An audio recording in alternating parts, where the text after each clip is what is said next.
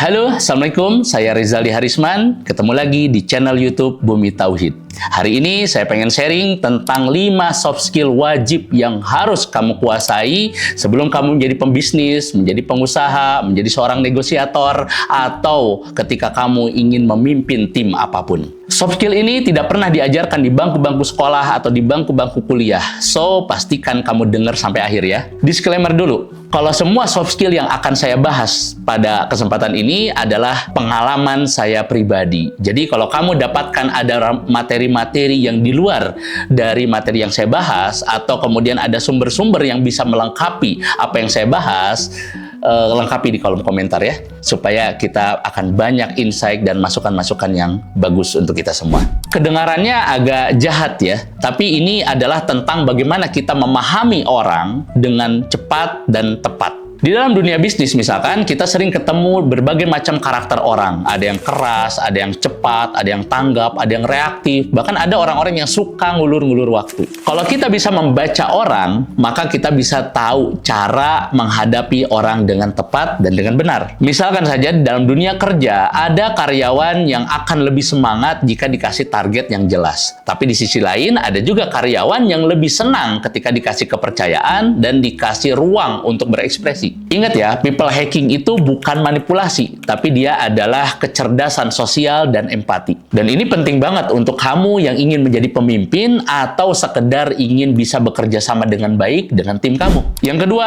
pitching. Banyak orang kira pitching itu hanya untuk pebisnis atau untuk sales. Padahal kita itu pitching loh setiap harinya. Gak percaya? Misalnya aja ketika kita mengajukan ide ke atasan. Ketika kita meyakinkan tim. Bahkan waktu kita berusaha untuk meyakinkan orang terhadap visi kita. Dulu waktu saya membangun Bumi Tauhid, saya harus bisa menjual ide ini kepada banyak orang. Kepada para vendor, kepada rekan bisnis, bahkan kepada calon-calon karyawan saya dulu. Pada akhirnya saya belajar bahwa pitching itu adalah bukan tentang kita bicara cepat atau meyakinkan. Tapi lebih dari itu, pitching itu adalah bagaimana kita menyampaikan suatu ide atau suatu visi sehingga bisa didengar oleh orang dan juga layak untuk diperjuangkan bersama. Kalau kamu bisa menjelaskan ide dan gagasan itu dengan cara yang benar dan sesederhana mungkin, maka kamu harus tahu bahwa itu adalah modal yang sangat besar dalam dunia profesional.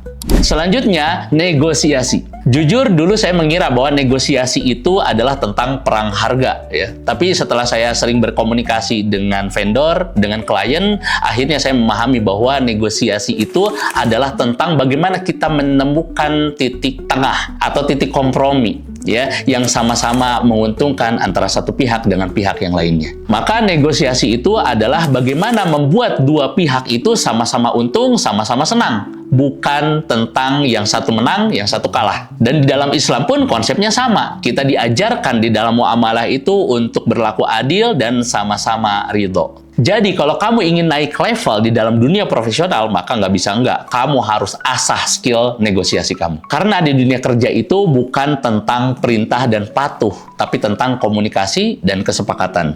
Nah, yang keempat ini adalah storytelling. Diam-diam, skill storytelling ini adalah yang paling ampuh loh. Saya belajar banyak bahwa pada faktanya manusia itu lebih tersentuh hatinya itu oleh cerita daripada kita menghadirkan data-data. Misalnya aja ketika saya menyampaikan gagasan, ide tentang Bumi Tauhid, saya tidak menyampaikan bahwa kami ingin membangun platform pengembangan diri berbasis Islam. Tapi saya lebih bercerita bahwa dulu kami pernah memiliki produk berupa Quran, berupa buku, bahwa dengan Quran itu, dengan buku-buku itu bisa merubah hidup seseorang dari yang sebelumnya mungkin dalam kegelapan menjadi lebih baik dan terus menjadi lebih baik. Sehingga itu yang menjadikan motivasi kami ingin mengembangkan pengaruh ini ke banyak orang, ke tempat yang lebih luas lagi, sehingga keinginan untuk bertumbuh, berubah, itu akan semakin besar pengaruhnya. Nah, cerita-cerita seperti itu yang menjadikan orang itu merasakan ide kita, bukan sekedar hanya mendengar saja. Mau kamu jadi pemimpin, marketer, atau karyawan sekalipun, maka storytelling ini akan menjadikan pesanmu itu akan sampai dengan cara yang manusiawi.